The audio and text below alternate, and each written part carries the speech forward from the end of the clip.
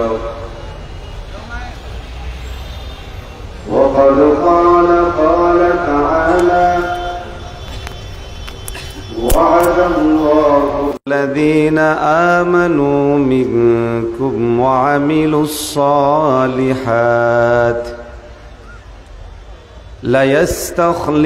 ليستخلفنهم في الأرض كما استخلف الذين من قبلهم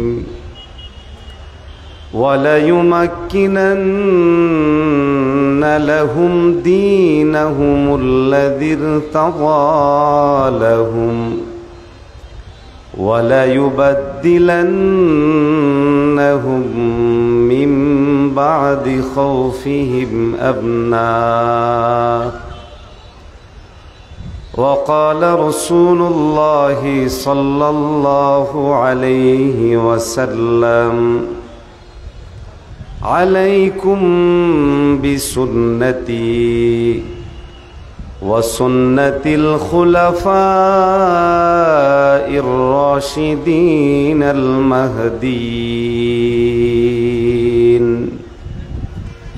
أو كما قال عليه الصلاة والسلام. صدق الله مولانا العظيم وصدق رسوله النبي الكريم، ونحن على ذلك من الشاهدين والشاكرين، والحمد لله رب العالمين. সকলে একটু মনপ্রাণ খুলে জিকির করি, লা ইলাহা ইল্লাল্লাহ। একটু আওয়াজ করে, দিল খুলে আওয়াজ করে জোরে জোরে বলে, লা ইলাহা ইল্লাল্লাহ, লা ইলাহা ইল্লাল্লাহ।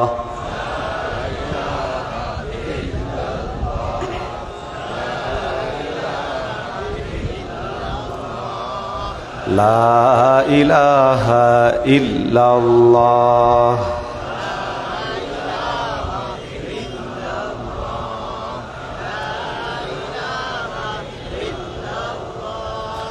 লা ইলাহা ইল্লাল্লাহ, লা ইলাহা ইল্লাল্লাহ।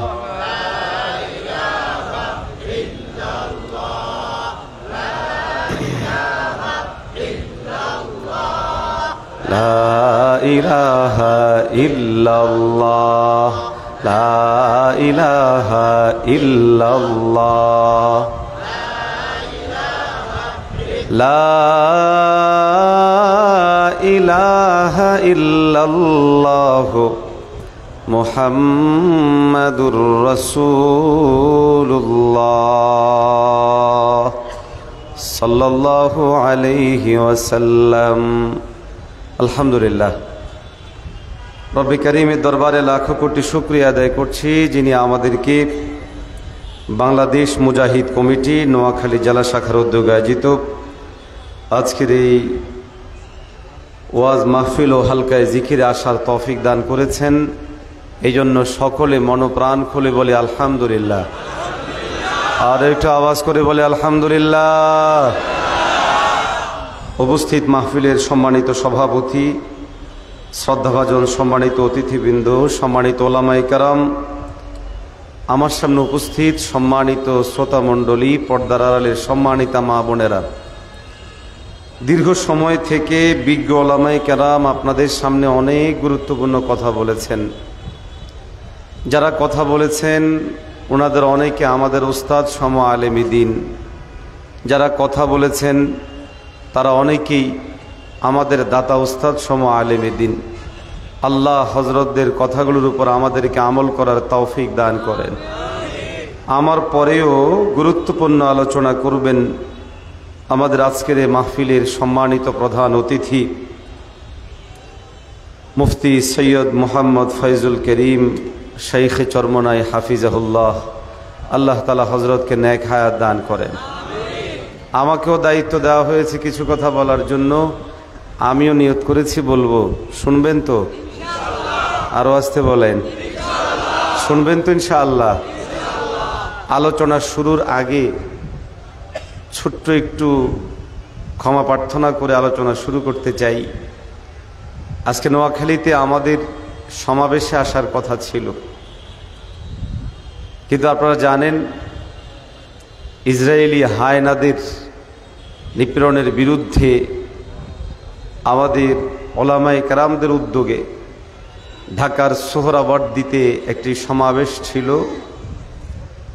মার্চ ফর গাজা শিরোনামে সেই আয়োজনে আমরাও ছিলাম, যার জন্য আসতে পারেনি, এই জন্য আপনাদের কাছে ক্ষমা প্রার্থী। আশা করছি বৃহৎ স্বার্থের দিকে তাকিয়ে ক্ষমা করেছেন তো আপনারা। আল্লাহ আপনাদেরকে জাযায়ে খায়ের দান করেন। মোহতারাম হাজিরিন, আমি আপনাদের সামনে নবীজি সাল্লাল্লাহু আলাইহি ওয়াসাল্লামের একটি সুন্নাহ নিয়ে আলোচনা করব। নবীজি সাল্লাল্লাহু আলাইহি ওয়াসাল্লামের সুন্নাহ আমাদের জীবনের যাবতীয় বিষয়ের জন্য আল্লাহর পক্ষ থেকে নির্ধারিত মানদণ্ড, মাপকাঠি এবং আমাদের জন্য উসওয়া এবং আদর্শ। এই জন্য আমরা যাই করি আমাদের অন্তরে এটা বসিয়ে নেওয়া জরুরি। আমার যাবতীয় কাজ আমার প্রিয় হাবিব সাল্লাল্লাহু আলাইহি ওয়াসাল্লামের সুন্নতের আলোকেই হওয়া চাই। এর বাহিরে একজন আদর্শ মুসলমান তার কোনো কাজ করতে পারে না। এই জন্য আমি যখন খাবো, আমার খাবারটা খাওয়ার আগে আমি খেয়াল করব খাবার নির্বাচন, খাবার গ্রহণ এবং খাবার আমি যখন ভক্ষণ করব এই সমস্ত সময়ে আমার নবীর সুন্নাহ কি। আমি যখন ঘুমাবো, ঘুমানোর ক্ষেত্রেও আমি খেয়াল করি আমার নবী সাল্লাল্লাহু আলাইহি ওয়াসাল্লামের সুন্নাহ কি। আমি যখন নামাজ পড়ব আমি সেক্ষেত্রে খেয়াল করা উচিত আমার নবীর সুন্নাহ কি। এভাবে নবীজি থেকে বর্ণিত, নবীজি থেকে প্রমাণিত, নবীজি থেকে সমর্থিত আমাদের যাবতীয় কাজের ক্ষেত্রে নবীজি সাল্লাল্লাহু আলাইহি ওয়াসাল্লামের পথ পদ্ধতি অবলম্বনকে সুন্নাহ বলা হয়।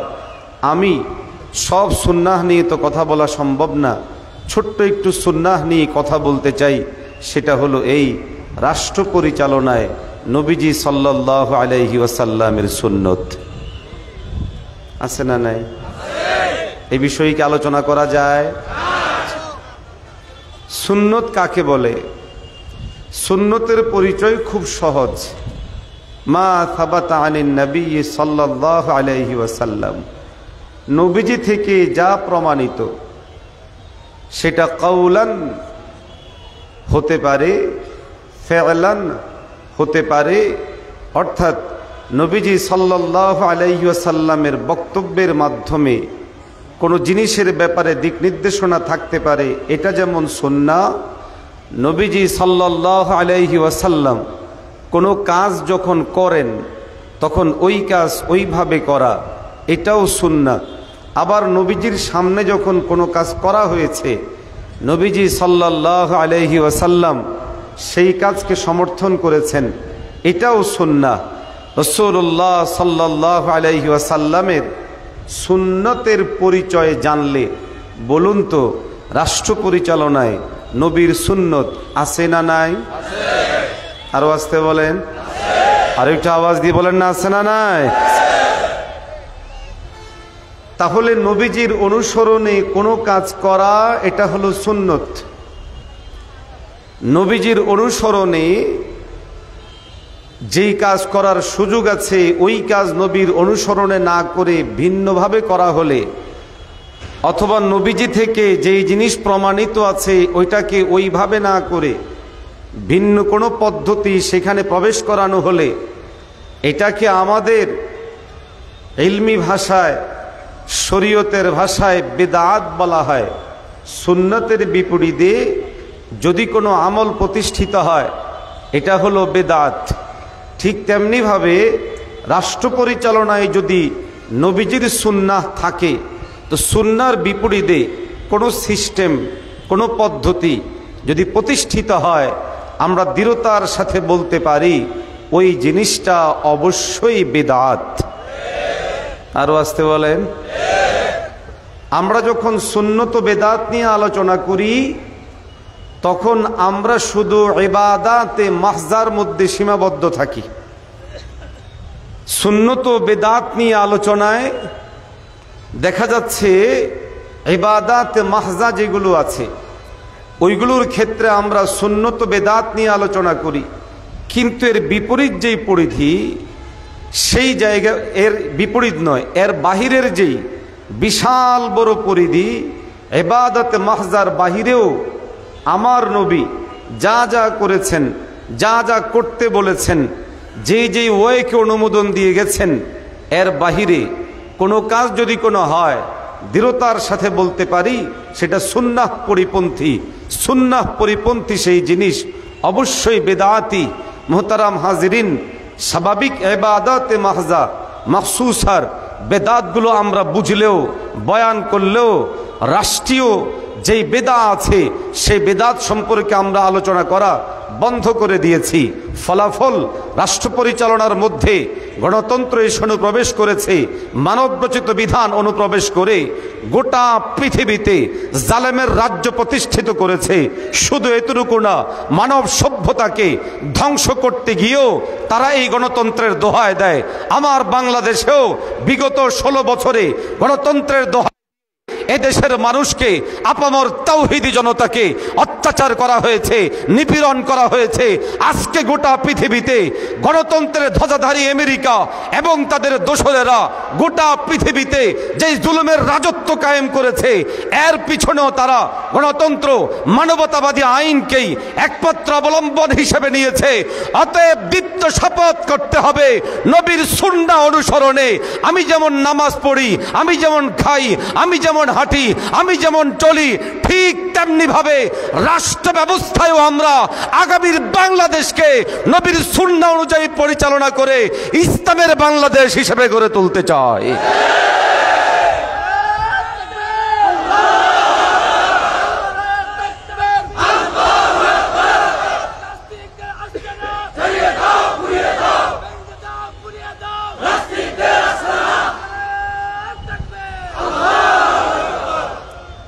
এতটুকু ছিল আমার আলোচনার ভূমিকা।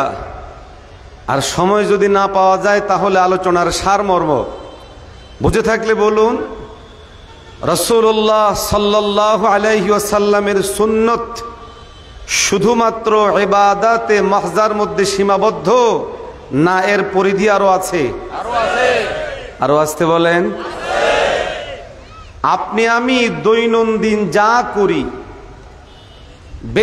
ব্যক্তি প্রয়োজনে, শারীরিক প্রয়োজনে, পারিবারিক প্রয়োজনে, সামাজিক প্রয়োজনে, আরো একটু পরিধি বাড়িয়ে রাষ্ট্রীয় প্রয়োজনে, আরো একটু পরিধি বাড়িয়ে গোটা বিশ্বের প্রয়োজনে আমার আল্লাহ আমার নবীর মাঝে আদর্শ দিয়ে ঘোষণা করেছেন, লাকাদ কানা লাকুম ফি রাসূলিল্লাহি উসওয়াতুন হাসানা।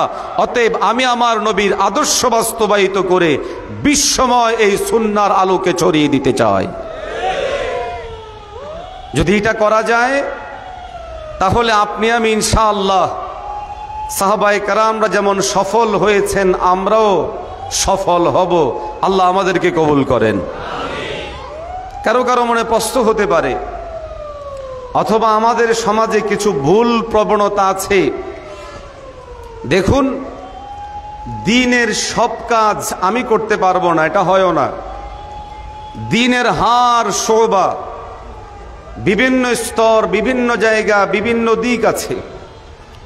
সব সেক্টরে আমি একজন ব্যক্তি কাজ করব এটা হয় না, সম্ভব না। তবে এতটুকু জরুরি, দ্বীনের যতগুলো শোভা আছে, যতগুলো শাখা প্রশাখা আছে, আমি যেই সেক্টরে কাজ করি এর বাহিরের যেই শাখা প্রশাখাগুলো আছে সেই শাখা প্রশাখাগুলোর ব্যাপারে সমর্থন থাকা জরুরি, সাপোর্ট থাকা জরুরি, এবং আমার পক্ষ থেকে নিশ্চয়তা থাকা জরুরি। আমি যেমন দ্বীনের কাজ করছি, আরেক ভাই যেই কাজ করে সেটাও দ্বীনের কাজ। কিন্তু আমাদের দেশে দুর্ভাগ্যজনক, রাষ্ট্র পরিচালনার সুন্নাহ এটাও একটা দ্বীনের শোভা। নবীজি সাল্লাল্লাহু আলাইহি ওয়াসাল্লাম থেকে শুধুমাত্র মৌখিকভাবে প্রমাণিত নয়, বরং নবীজি সাল্লাল্লাহু আলাইহি ওয়াসাল্লামের মৌখিকভাবেও দেওয়া বক্তব্য এবং নবীজি সাল্লাল্লাহু আলাইহি ওয়াসাল্লামের দীর্ঘ 10 বছরের ধারাবাহিক আমল, রাষ্ট্র পরিচালনা। নবীজি সাল্লাল্লাহু আলাইহি ওয়াসাল্লাম রাষ্ট্র পরিচালনা করতে গিয়ে একটা রাষ্ট্রের যতগুলো শাখা প্রশাখা থাকে, বিচার বিভাগ থাকে, একটা রাষ্ট্রের প্রশাসনিক বিভাগ থাকে, একটা রাষ্ট্রের বিশেষ কিছু বাহিনী থাকে যাদেরকে দিয়ে সমর, লড়াই, যুদ্ধ ইত্যাদি পরিচালনা করা হয়। একটা রাষ্ট্রের কিছু অংশ এমন থাকেন যাদেরকে দিয়ে পাহারাদারি করা হয়। একটা রাষ্ট্রের কিছু মানুষ এমন থাকেন যারা শিক্ষার বিষয়গুলো দেখেন। একটা রাষ্ট্রের কিছু মানুষ এমন থাকেন যারা চাষাবাদ করেন। একটা রাষ্ট্রের কিছু মানুষ এমন থাকেন যারা আন্তর্জাতিক যোগাযোগ ব্যবস্থাপনাগুলো ইত্যাদিকে মেনটেন করেন। আল্লাহকে সাক্ষী রেখে বলি, হাদিসের কিতাবগুলো খুলে দেখেন, সিরাতের কিতাবগুলো খুলে দেখেন, আমার নবী সাল্লাল্লাহু আলাইহি ওয়াসাল্লাম মসজিদে নববীর মধ্যে বসে রাষ্ট্র পরিচালনা করেছেন নিয়মতান্ত্রিকভাবে। প্রথমে পয়গম্বর আলাইহিস সালাতু ওয়াস সালাম সংবিধান প্রণয়ন করেছেন, রাষ্ট্র এইভাবে পরিচালিত হবে। এরপরে সাল্লাল্লাহু আলাইহি ওয়াসাল্লাম শ্রেণীবিন্যাস করেছেন, কে কে বিদেশে যাবে তাদেরকে দোভাষীর মাধ্যমে ভাষা শিখিয়েছেন। নবীজি সাল্লাল্লাহু আলাইহি ওয়াসাল্লাম সাহাবায়ে কেরামদের মাধ্যমে বিশাল বাহিনী বানিয়েছেন, যাদের দায়িত্ব ছিল কোথাও যদি যুদ্ধের প্রয়োজন হয়, জিহাদের প্রয়োজন হয়, তারা তখন যুদ্ধ করবে, জিহাদ করবে।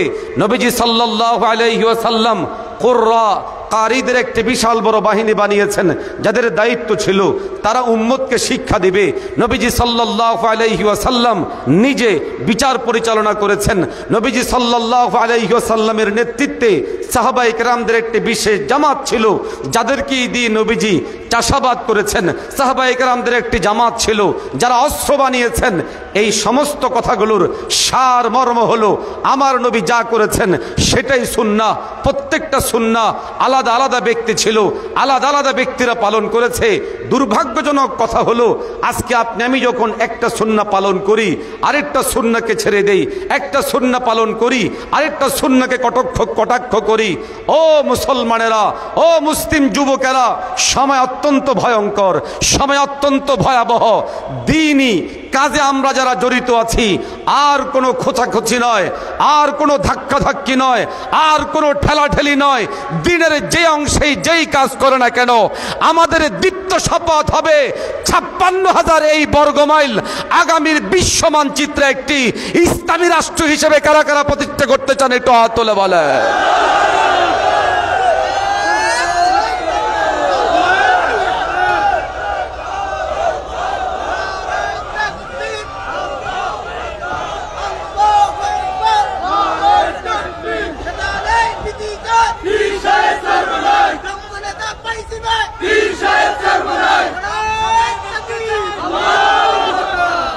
আল্লাহ আমাদের এই হাতগুলো কবুল করেন। এই আওয়াজ পর্যন্তই সীমাবদ্ধ থাকবে না দীপ্ত শপথ নিব?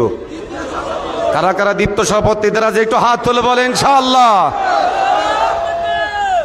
আল্লাহ হাতগুলোকে কবুল করেন, আল্লাহ আমাদেরকে কবুল করেন। আলোচনার এই অংশের সারমর্ম হলো, আমি দ্বীনের কোনো একটা অংশে কাজ করলে,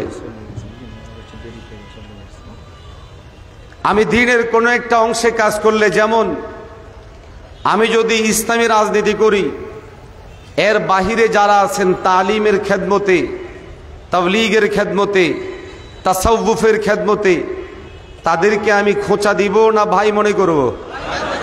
মাশাআল্লাহ, আপন মনে করব। আবার আমাদের মধ্যে যারা দাওয়া ইলাল্লাহের খেদমতে আছি, আমি আমার অপর ভাইদেরকে আমার জন্য সহায়ক মনে করব, ভাই মনে করব। আমাদের মধ্যে যারা জিহাদ ফি সাবিলিল্লাহের জন্য কাজ করছি, আমরা আমাদের অপর সবার ভাইদেরকে আমাদের জন্য সহায়ক মনে করব। আল্লাহকে সাক্ষী রেখে বলি, আমরা যদি দ্বীনের হার শোবায় খেদমতগাররা একজন আরেকজনের সহায়ক হতে পারি, একজন আরেকজনের আপন হতে পারি, ইনশাআল্লাহ সুম্মা ইনশাআল্লাহ বাংলাদেশ পরিবর্তন হতে খুব বেশি দিন সময় লাগবে না। মোহতারাম হাজিরিন, রাষ্ট্র পরিচালনা নবীজি মুহাম্মদুর রাসূলুল্লাহ সাল্লাল্লাহু আলাইহি ওয়াসাল্লামের সুন্নত। নবীজি সাল্লাল্লাহু আলাইহি ওয়াসাল্লাম রাষ্ট্র পরিচালনা করেছেন। রাষ্ট্র পরিচালক কেন হতে হয়? সহজ উত্তর হলো, দ্বীনের অনেকগুলো কাজ এমন আছে যেই কাজগুলো রাষ্ট্রীয় জায়গায় অধিষ্ঠিত হওয়া ব্যতীত, রাষ্ট্রের পরিচালনার দায়িত্বভার গ্রহণ করা ব্যতীত দ্বীনই ওই কাজগুলোকে বাস্তবায়ন করা সম্ভব। আরো আসতে বলে, জোরে বলেন না। যেমন নামাজ কায়েম করা, যাকাত আদায় করা, বিভিন্ন অন্যায় অনাচার নিপীড়ন ইত্যাদিকে বন্ধ করে দেওয়া, এই যে বিষয়গুলো, যেইগুলা বিষয়ের উপর ভিত্তি করে আমাদের শ্রেষ্ঠত্বতা আল্লাহ কালামে হাকিমে বর্ণনা করে ঘোষণা করেন। قال الله تبارك وتعالى كنتم خير أمة أخرجت للناس تأمرون بالمعروف وتنهون عن المنكر। আল্লাহ বলেন, তোমরা শ্রেষ্ঠ, তবে তোমাদের দায়িত্ব কি? তা'মুরুনা বিল মারুফ, আমর করবে, আদেশ করবে নেক কাজের, ভালো কাজের, ভালো জিনিসের। ওয়া তানহাউনা আনিল মুনকার, নিষেধ করবে অন্যায় থেকে, অনাচার থেকে, অবিচার থেকে। এই আয়াতে কারিমাটা আমরা হাজারবার শুনি, হাজারবার বলি, হাজারবার উচ্চারণ করি যে আমাদেরকে আল্লাহ পাঠিয়েছেন সৎ কাজের আদেশ, অসৎ কাজের নিষেধ। শব্দ দুইটা, আরবিতে আমর নাহি, বাংলাতে আদেশ নিষেধ। আমর নাহি, আদেশ নিষেধ, এই জিনিসগুলো বাস্তবায়ন করতে হলে যেই অর্থে এটা ব্যবহার হয় ওই হাকিকি অর্থ এখানে পূরণ করতে হলে জরুরি যিনি এই কাজ করছেন তিনি হয় বয়সে বড় হবেন অথবা তিনি অবস্থানে বড় হবেন। কারণ যিনি বয়সে বড় হন, যেমন হুজুর আমার বয়সে বড়, আমাকে যদি বলে পানিটা ধরো, তখন এটা হবে আদেশ। একই শব্দ আমি যদি আবার হুজুরকে বলি পানিটা ধরুন, তখন সেটা আদেশ হবে না আবেদন হবে, আবদার হবে, নিবেদন হবে? আবেদন হবে, আবদার হবে, নিবেদন হবে। কেন?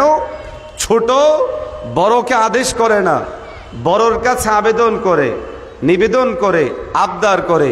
আর বড় ছোটর কাছে কোনো জিনিস আবেদন করে না, আবদার করে না, তিনি তখন ওয়ার্ডার করেন। অটো আমরের অর্থ, নাহির অর্থ, আদেশের অর্থ, নিষেধের অর্থ মৌলিকভাবে হাকিকিভাবে এভাবেই প্রমাণিত হয়। এখন যদি এমন হলো হুজুর বয়সে বড় কিন্তু আমি এই এলাকার পদাধিকার বলে এমপি, তাহলে স্বাভাবিক নিয়ম অনুযায়ী তিনি যদি আমার কাছে কোনো জিনিস চান সেটা তখন আর আদেশ হবে না, আবেদন হবে।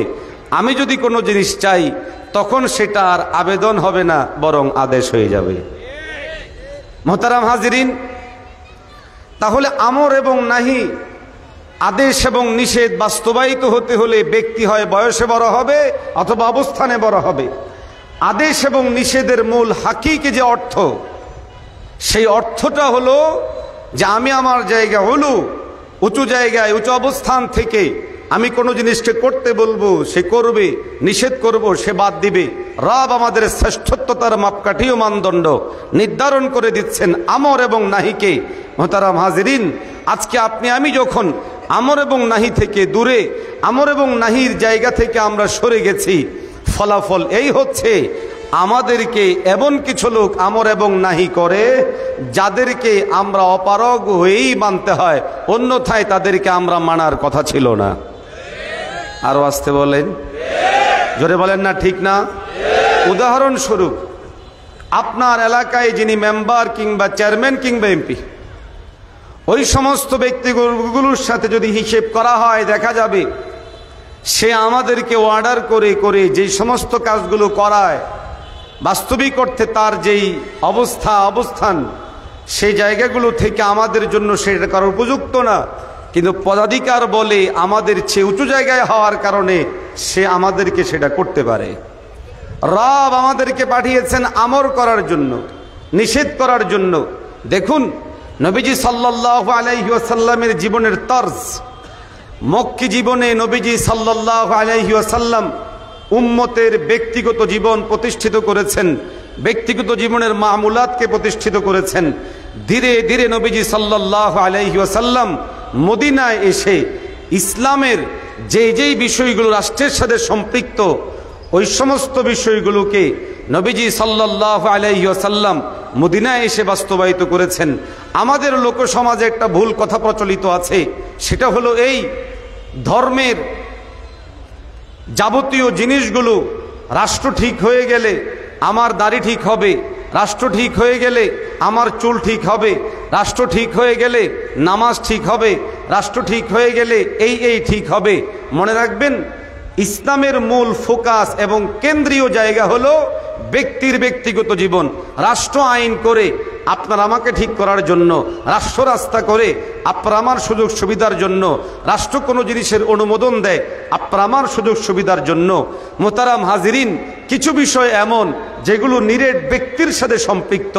অতএব আমি আল্লাহর কাছে প্রথম জবাবদিহি হব আমার ব্যক্তিকে নিয়ে, এরপরে জবাবদিহি হব আমার পরিবার নিয়ে, এরপরে জবাবদিহি হব আমার সমাজ নিয়ে, এরপরে জবাবদিহি হব আমার রাষ্ট্র নিয়ে।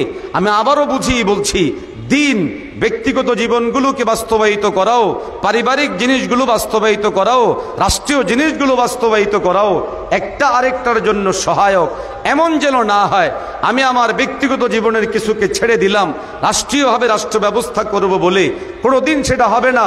আল্লাহ না করেন যদি এমন হয় আমি মরে গেলাম, রাষ্ট্র ইসলামিক হলো না, আমার দাড়ি ঠিক হলো না, সুন্নতি পোশাক হলো না, ইবাদত ঠিক হলো না, আমল ঠিক হলো না, তখন আমি আল্লাহর আদালতে জবাবদিহিতা করতে পারবো না। পারবো? আরো জোরে বলেন না, পারবো?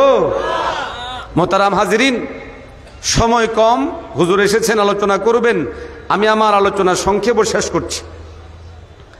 নবীজি মুহাম্মদুর রাসূলুল্লাহ সাল্লাল্লাহু আলাইহি ওয়াসাল্লামের সুন্নত রাষ্ট্র পরিচালনা করা, আর সেই সুন্নতটা আমালান সুন্নত। নবীজি 10 বছর রাষ্ট্র পরিচালনা করেছে। এখন যদি আপনি আমিও রাষ্ট্রের চেয়ারে বসি, তাহলে ফায়দা কি হবে? যেমন মদ হালাল না হারাম, বৈধ না অবৈধ? আমরা সবাই চাই মদ নিষিদ্ধ হোক, কিন্তু হবে? জোরে বলেন না। সারা নোয়াখালীর মানুষ চায় মদ নিষিদ্ধ করে দেওয়া হোক, করবে? সারা বাংলাদেশের মানুষ চায় মদ নিষিদ্ধ হয়ে যাক, হয়ে যাবে? কিন্তু যদি ধরুন আমরা যদি আমাদের হজরতকে আল্লাহ কবুল করেন, বাংলাদেশের প্রেসিডেন্ট যদি হুজুর হয়ে যান, সারা দেশের মানুষ চাওয়া লাগবে না, উনি যদি একটা কাগজের মধ্যে রুলস জারি করে দেন, আগামী দিন থেকে বাংলাদেশে মদ চলবে না, নাহি আনিল মুনকার যদি করে দেন, মুহূর্তের মধ্যে গোটা বাংলাদেশের সমস্ত মদের কারখানাগুলো বন্ধ হয়ে যাবে। এটা হলো রাষ্ট্রীয়ভাবে প্রতিষ্ঠিত হওয়ার পাওয়ার। দেখুন, ব্যক্তিগত ইসলামের সৌন্দর্য অতটা বিকশিত হয় না, রাষ্ট্রীয়ভাবে ইসলাম প্রতিষ্ঠিত হলে যতটা বিকশিত হয়।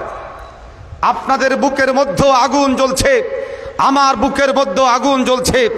আজকে 8 থেকে 10 কিলোমিটার হেঁটে মার্চ করেছি আমার ভাইদের রক্তের জন্য। যে ইসরায়েল এবং বেঈমানরা আমাদের ভাইদের রক্ত নিয়ে হোলি খেলা খেলছে, কিন্তু এই যে আমাদের মার্চ করা, এই যে আমাদের চিৎকার করা, কোনো কাজে আসছে না। কেন? আরবের মধ্যে বিভিন্ন ভাইয়েরা চিৎকার করছে, কোনো কাজে আসছে না। কেন? কেননা চেয়ারের মধ্যে বসে আছে কতিপয় ইহুদির দালালেরা, খ্রিস্টানদের দালালেরা, তাদের পা চাটারা। এই জায়গার মধ্যে আপনি প্রতিষ্ঠিত হতে পারলে গাজার মুসলমানদের জন্য একটা পরিবেশ তৈরি হতো, গোটা দুনিয়ার মর্দে মুমিন মুজাহিদরা তৈরি হতো, যাদের মার্চ ঢাকা নয়, যাদের মার্চ এখানে ওখানে নয়, যাদের মার্চ হতো সরাসরি ইসরায়েলের দিকে, আর ইসরায়েলকে ধূলিসাৎ করে আমার কলিজা ঠান্ডা হতো। জোরে বলেন ঠিক না বেটা?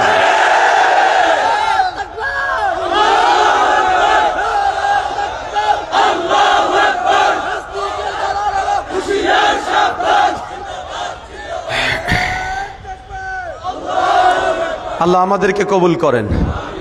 সুতরাং আমরা নবীজি সাল্লাল্লাহু আলাইহি ওয়াসাল্লামের সুন্নাহ সর্বত্র সব জায়গায় সামগ্রিকভাবে বাস্তবায়ন করব তো ইনশাআল্লাহ।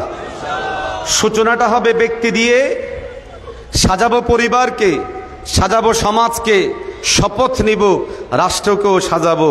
রাজি আছি তো ইনশাআল্লাহ? একটু হাত তুলে বলেন রাজি আছি তো ইনশাআল্লাহ? আল্লাহ বাংলাদেশকে আপনি ইসলামী রাষ্ট্র হিসেবে কবুল করেন। আল্লাহ আমাদেরকে নবীজির পরিপূর্ণ সুন্নাহ পালনের তৌফিক দান করেন। ওয়া আখিরু দাওয়ানা আলহামদুলিল্লাহি রাব্বিল আলামিন। আসসালামু আলাইকুম ওয়া রাহমাতুল্লাহি ওয়া বারাকাতুহু।